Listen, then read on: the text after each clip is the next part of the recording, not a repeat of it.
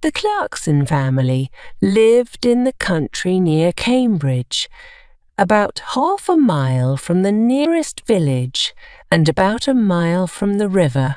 They had a big old house with a beautiful garden, a lot of flowers and many old trees. One Thursday morning in July, Jackie came in from the garden. She was a tall, fat woman, 30 years old. It was the hottest day of the year, but she wore a warm brown skirt and yellow shirt. She went into the kitchen to get a drink of water.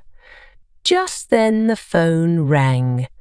Cambridge 1379, Jackie said. The Clarkson family had a big, old house with a beautiful garden. Hello. This is Diane. I want to talk to Mother. Mother isn't here, Jackie said. She's at the doctor's. Why? What's wrong? Nothing's wrong, Jackie said.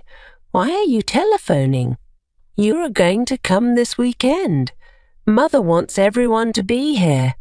Yes, I want to come, Diane said.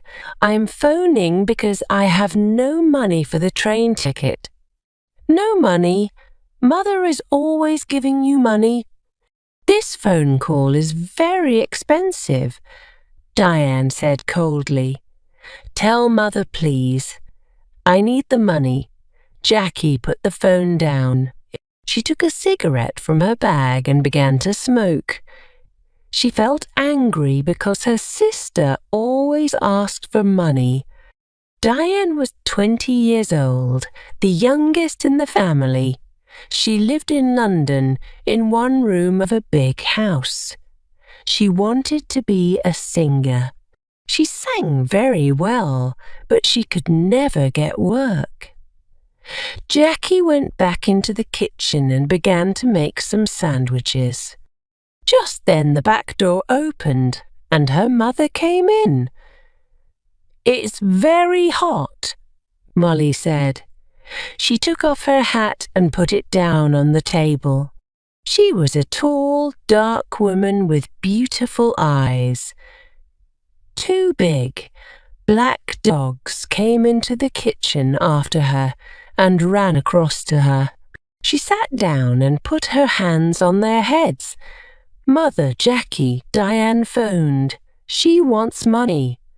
Jackie put the sandwiches on the table. Mother, she said, Diane phoned. She wants money for her train ticket. Molly closed her eyes for a minute. Then she stood up. This afternoon I want you to get the house ready for the weekend, she said. Oh, and please go to the village later and get my tablets. Yes, Mother, Jackie said.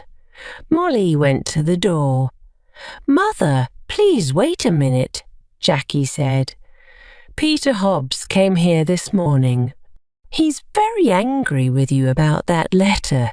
He lost his job, you know. Why did you write to his office? He wants to talk to you about it. Well, I don't want to talk to him, Molly said. She opened the door. But, Mother, you don't understand. He's 17, and it was his first job. He's very, very angry, he says. He says he's going to kill you. Molly did not answer. She went out of the room and closed the door. It was 7 o'clock on Saturday evening. Jackie stood at the window.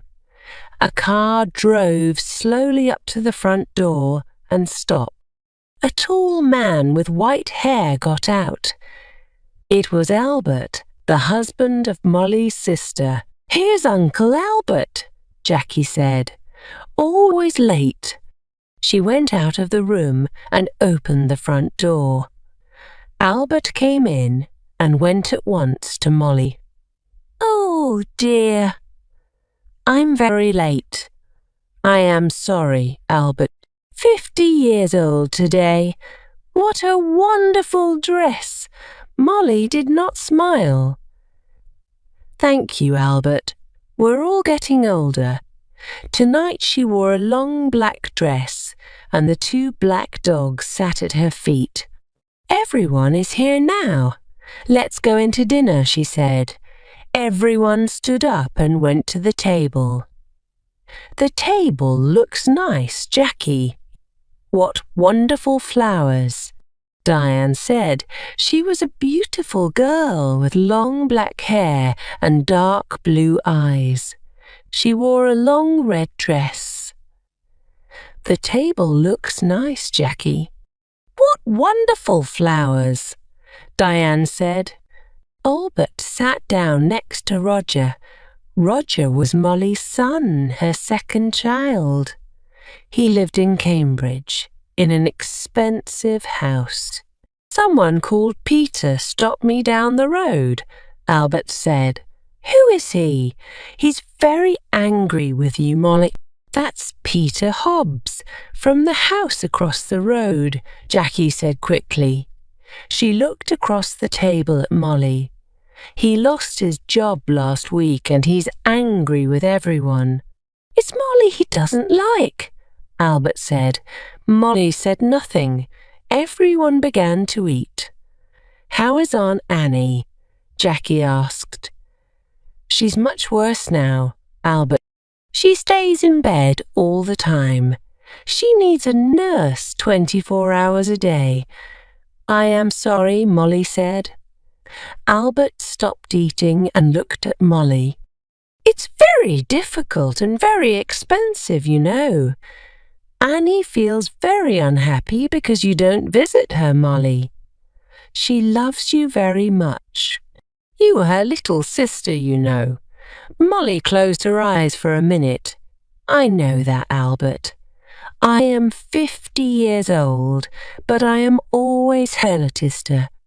Well, we can talk about it later. Albert laughed. Oh yes, we can talk later. It's always later with you, Molly. Always tomorrow, never today. Jackie watched her mother. Her mother was angry with Albert. Molly never liked talking about her sister Annie, and she did not like visiting her because she was very ill. That's a beautiful dress, Diane. Is it new? Jackie asked. Thank you, Jackie. Yes, it's new and very expensive. I got it on Wednesday, Diane. I don't like cheap things, Diane said, and I'm going to need more money soon. I want to go to America. Can you help me, Roger? Oh, no, Roger said.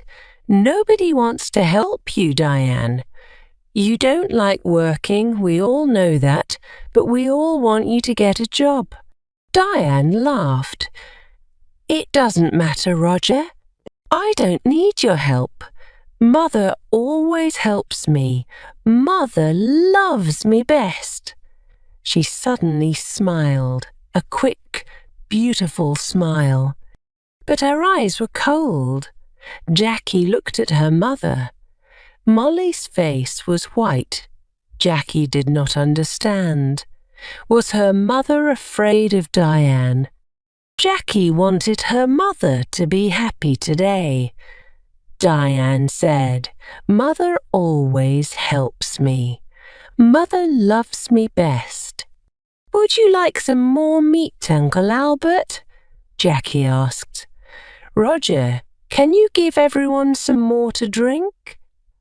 Roger got up and began to give more wine to everyone. This is good wine, he said. Molly smiled for the first time. Yes, your father loved this wine. He often drank it. Yes, Albert said, and looked at Molly. Expensive too. Would you like to meet Mr. Briggs this weekend, Roger? Jackie asked quickly. He's the new man at the farm. He wants to meet you. Briggs, Molly said, suddenly angry. Don't talk to me about that man. I don't like him. He wants half my garden for his farm. He needs more land, he says. I don't want him in my house. He's always dirty and he has bad teeth. Jackie stood up and got her bag. Excuse me, I want a cigarette. Cigarettes? Always a cigarette in your mouth, Molly said. I don't like it. Cigarettes aren't good for you. Jackie began to smoke. She felt angry, but she said nothing. She wanted her mother to be happy this evening, but it was very difficult. Roger drank some more wine. Well, Mother, perhaps Mr. Briggs is right. The garden is very big, you know, he said. It's a lot of work for you. The house is big too. You're 50 now. You need to be more careful. Roger, I don't need a nurse, you know. I work in the garden every day. I feel happy there. Molly stood up. I know you all want my money. You come here for a free dinner. You don't want to see me. You don't love me. You want my house and my money. Well, you can all wait. Nobody is getting more money from me. Not before I die. Don't say that, Mother, Jackie cried. Molly walked across the room to the door. I feel ill now. I'm going upstairs to bed. Nobody is getting more money from me, not before I die. Molly left the room. Nobody moved. One day I'm going to kill that woman, Diane said quietly. Roger looked at Diane but said nothing. Albert moved his head slowly up and down. Ill, she's angry, that's all, he said. Molly always gets angry about money. Why can't she be good to her sister? Annie's going to die soon. Molly knows. Jackie finished her cigarette and stood up. Would everyone like some coffee? Come into the kitchen and let's drink it there. Early next morning the house was quiet. Suddenly there was a cry from the room next to Roger's, his mother's room. Roger opened his eyes and looked at the clock. It was nearly 7 o'clock. He got out of bed and opened a door quietly. At the same time, the door of his mother's room opened and Diane came out. Her face was very white. Roger, it's Mother. I brought a cup of coffee for her and I found her dead. She's dead. Dead in her bed, she cried. Roger went quickly to the door of his mother's room and looked in. The window was open, but the room was warm. Molly was on the bed, one hand under her head. Roger went across to the window and looked out at the garden. It was a beautiful summer morning. The sky was blue and the garden was green. I'm going to call the doctor, Diane said. She's dead, Roger said slowly. His face, too, was white. Mother is dead. Diane walked across the room to the door. I'm going to phone the doctor, she said again. Wait a minute, Roger called. Let's tell the family first. She's dead, Roger said slowly, family. Nobody loved Mother. Diane went out and ran downstairs. Roger slowly. Dr. Pratt, this is Diane Clarkson. It's my mother. She's dead. Can you come quickly? Diane put the phone down. It isn't true, Roger. Mother dead. Daddy died last winter and now Mother. Diane began to cry. Don't cry, Diane, Roger said. Let's go upstairs and tell Uncle Albert and Jackie. No, you tell them. Nobody loved Mother. You aren't sorry. Look at you. You want her money. That's all. Roger suddenly wanted to hit Diane. Be quiet, he said. "What about you? You didn't love Mother. You wanted her money too. Don't forget that." "It's true," Diane said. "Oh, I can't stay in this house. I'm going out. I'm going to the river with the dogs." "No," Roger said. "The doctor's coming and I want you here." Diane said nothing. She went into the kitchen and at once the dogs got up and came to her. Beautiful dogs. Daddy loved you and Mother loved you. Now I'm going to love you. She opened the back door and went out with the dogs. Roger did not move. He stood by the telephone. It's true, he thought. I am happy about the money. I needed money, and now I'm rich. Things are going to be easier for me now. But Mother, why didn't I love her more? And now she's dead. Slowly, Roger went back upstairs. He wanted to dress before Dr. Pratt arrived. Dr. Pratt was a little fat man without much. He was the family doctor, and he knew all the Clarkson family very well. He went upstairs at once and looked at Molly's body. He looked carefully at the cup of coffee and the empty cup on the table next to her bed. "I'm sorry, Roger," he said. "Where's Diane? She phoned me." "She went out with the dogs," Roger said. "She was angry with me, angry with everyone." Dr. Pratt said nothing for a minute. "This is going to be very difficult. I'm going to phone the police." "Why? What's wrong? I don't know. Your mother wasn't ill." "I saw her on Thursday, and she was very well." "Why did she die? I don't understand." "I want to find out," Dr. Pratt said. "Why did she die?" Roger went across to the window and looked out at the garden. It was a beautiful summer morning. The sky was blue and the garden was green. It was all very quiet. His mother loved this garden. But Tom Briggs wanted the garden, and Roger wanted the garden too. Roger felt worse and worse. "Your mother took sleeping tablets," Dr. Pratt said. "Did you know?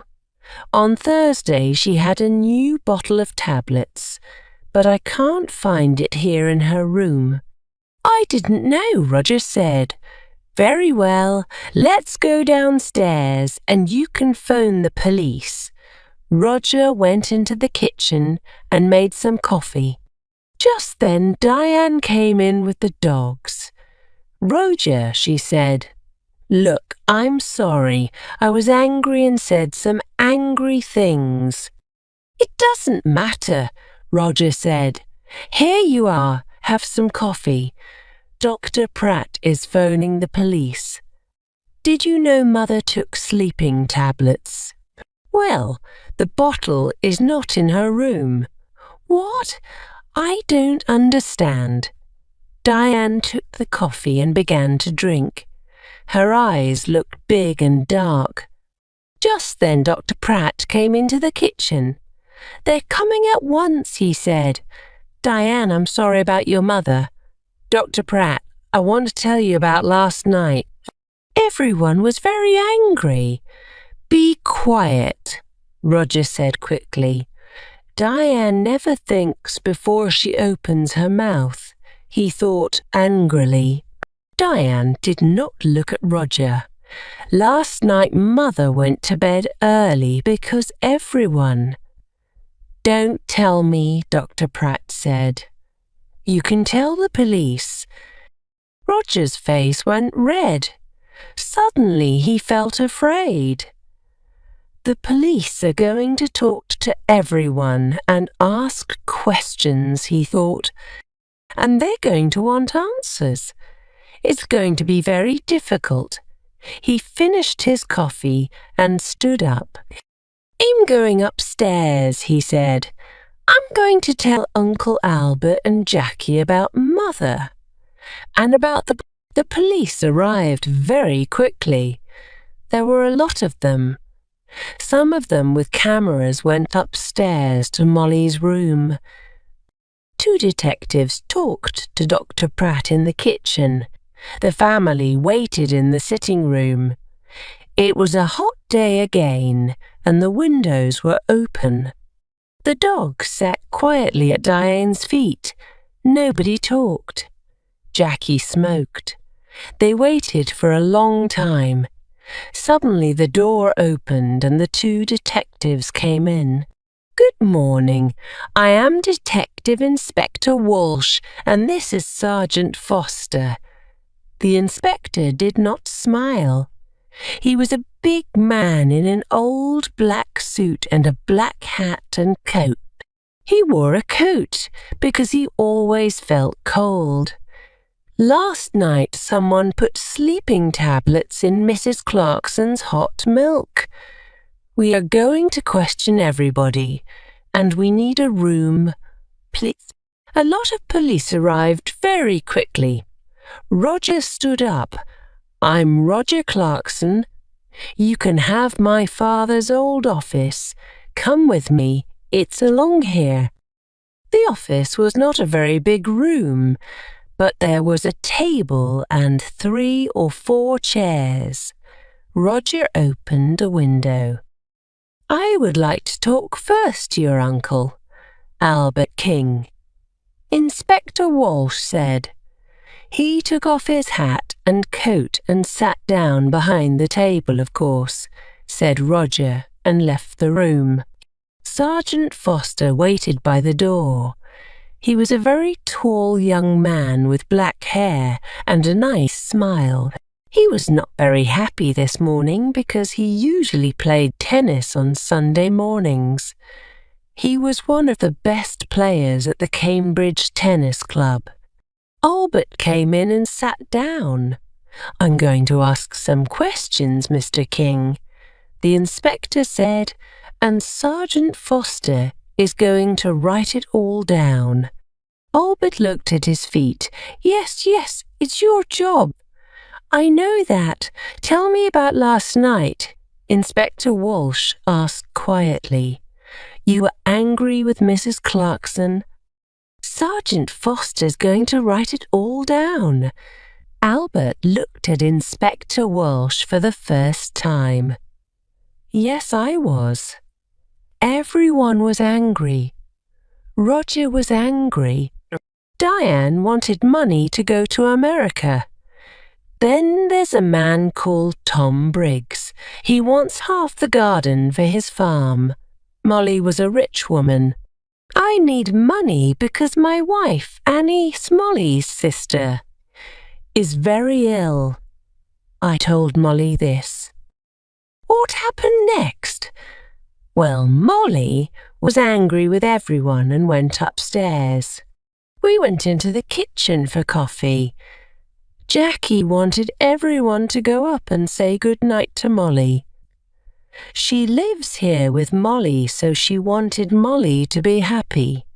At first, Roger said no. He was angry and didn't want to see his mother. And did you see Molly in her room? Yes. I was tired and I went upstairs. I went to Molly's room and asked her for money again. But no, there was no money for her sister. Albert stopped and put his hand over his eyes. Inspector Walsh watched Albert for a minute. Did you hear noises after you went to bed? Everyone went into Molly's room to say good night, I think. Later, I heard someone.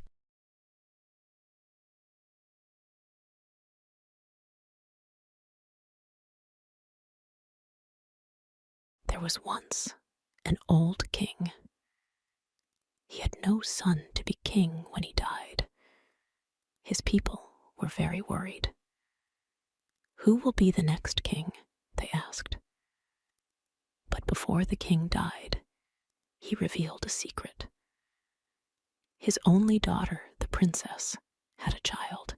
In secret, she married an ordinary man, and they had a son. Some people said her husband was an artist, and some people said he was a musician.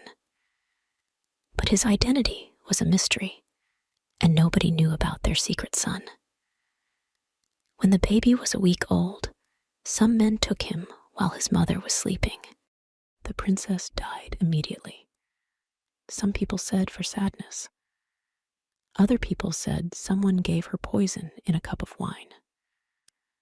The men left the baby with a very poor family. This poor family lived in the forest, and the boy became a shepherd. He looked after goats all day. The old king made an important decision. The boy must be the new king when I die, he said. He sent his servants into the forest. Find the boy and bring him here. The servants found the boy and brought him to the palace. When the boy arrived, he was very happy. He immediately fell in love with all the beautiful things around him. He took off his old leather tunic and put on his fine new clothes. Then he began to explore the castle. He ran from room to room, admiring all the beautiful statues, paintings, and jewels in the palace. The people of the city talked about him. The young king spends all his time admiring statues, they said. Beauty and art are the most important things for him. In fact, the young king was so fascinated with beautiful objects that he wanted more of them. He sent merchants to India to buy ivory and jade. He sent men to Persia for silk carpets, and others to find amber in the north. He sent servants to look for green turquoise in the magic tombs of the Egyptian kings. The young king thought about all these things, but most of all, he thought about his coronation robe. He was 16, and it was his coronation day the next day.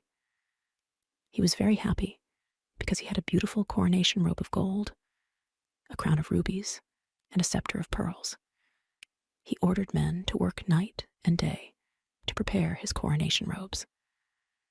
Search the whole world for the biggest rubies for my crown and the most beautiful pearl for my scepter, he said. The young king was in his beautiful bedroom, and he was thinking about his coronation robes. It was nighttime, and he looked around him. The room was full of silver and gold and beautiful colors. Through the window, he could smell the perfume of jasmine.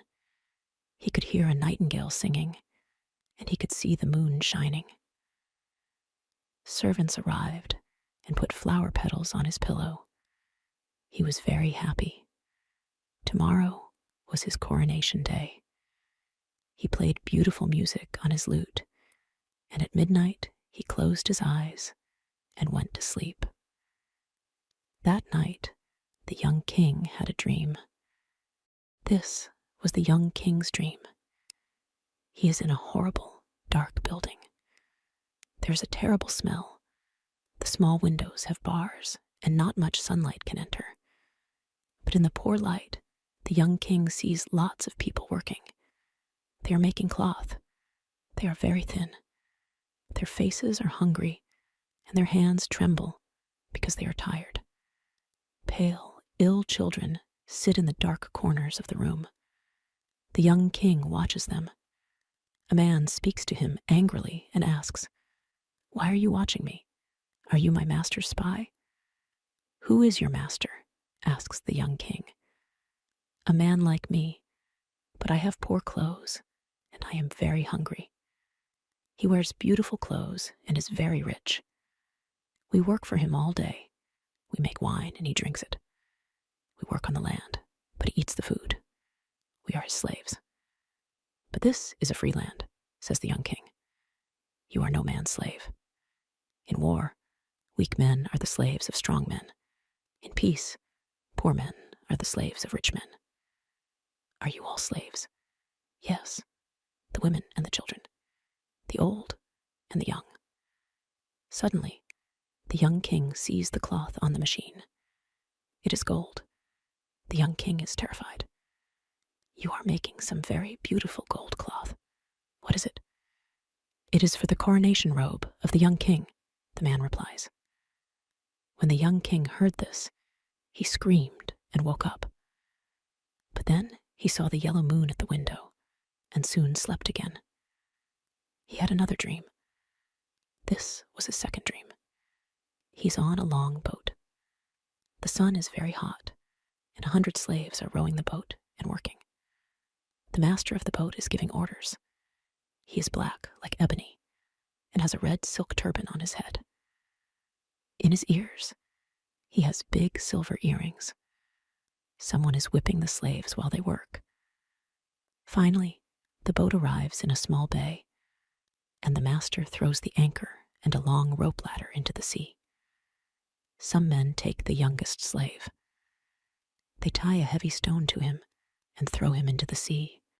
The young slave disappears into the water, but returns to the boat many times.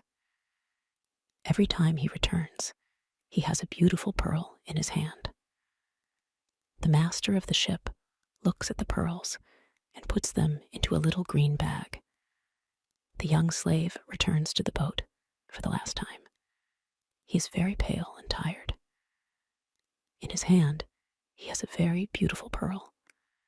The pearl is round and white like the moon, but the young slave's ears and nose are full of blood. He falls and dies, but the master of the boat laughs.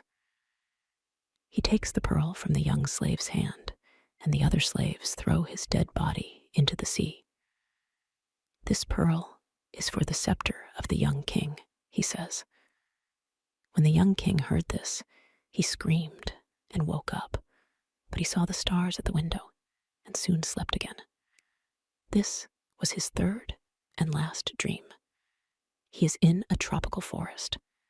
It is full of strange fruit and beautiful poisonous flowers. There are snakes in the grass, parrots in the trees, and monkeys and peacocks all around. The young king sees lots of men working in a dry river. They are digging the ground and cutting big rocks and stones. Death and Avarice are in a dark cavern. They are also watching the men. Death says to Avarice, "Give me 1/3 of your men." But Avarice refuses. "No, they are my servants," she says. Death is very angry when he hears this. He sends Malaria to kill 1/3 of the men. "What have you got in your hand?" Death asks. 3 grains of corn. "But why are you interested?" she asks. Death says, "Give me 1 grain of corn to plant in my garden."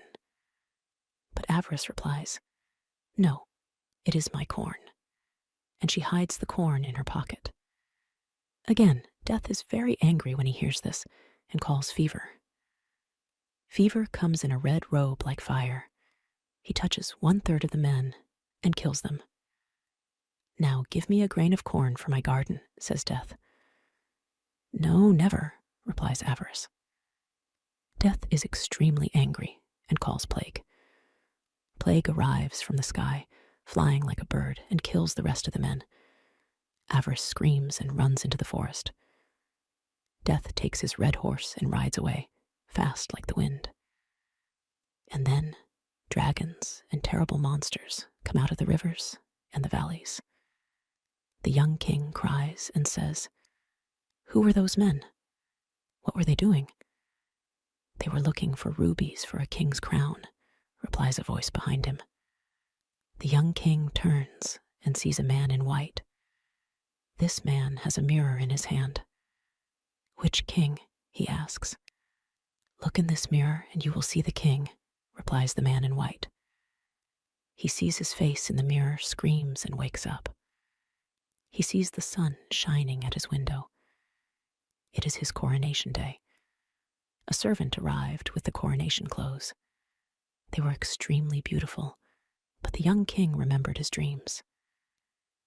"Take these clothes away." "I don't want to wear them," he said. "Is this a joke, Your Majesty?" asked the servant. But the young king told him about his dreams. "In my robe there is sadness and pain. In the rubies there is blood. and in the pearl there is death," he said. The servant replied, "Please forget your dreams. Put on the robe and the crown. The people will not recognize a king without a crown and a scepter." But the young king put on his old tunic from the forest and took his shepherd's staff. "I arrived in the palace with these clothes, and I will leave the palace with these clothes," he said. "Now I am ready for my coronation." A servant asked him, "Where is your crown?" And he took a briar of thorns from his balcony. "This will be my crown," he replied. The young king rode his horse to the cathedral. The people laughed when they saw him. "This is not the king, but the king's servant," they said. He explained his dreams, but one man was angry and said, "Do you not know that rich people give poor people work? It is difficult to work for a hard master, but it is more difficult to work for no master. Please return to the palace and put on your coronation robes." "The rich and the poor are brothers," he replied. But the people laughed again. He arrived at the great door of the cathedral, but the soldiers stopped him. "What do you want?" "Only the king can enter by this door." "I am the king," he replied. The bishop saw him and asked, "Where is your crown? Where is your scepter?" The young king told the bishop of his dreams, but the bishop answered, "Listen to me. I am an old man. There are many bad things in the world, but you cannot change them all. There are thieves and pirates and beggars, but you can't make these things disappear. They are too much for one person. Go back to the palace and put on your coronation clothes." But the young king passed the bishop and entered the cathedral. He went to the altar and looked at the image of Christ. He saw the light of the candles and the smoke of the incense. Suddenly, a crowd of people ran into the cathedral. They had swords and were very angry. "Where is this king dressed in beggar's clothes?" they cried. "We must kill him, because a beggar cannot rule us. He will be bad for our country." But the young king prayed silently in front of the altar. Then he turned and looked at the people sadly. At that moment, a ray of sun shone into the cathedral. It illuminated the young king at the altar. The sun made a beautiful robe around him.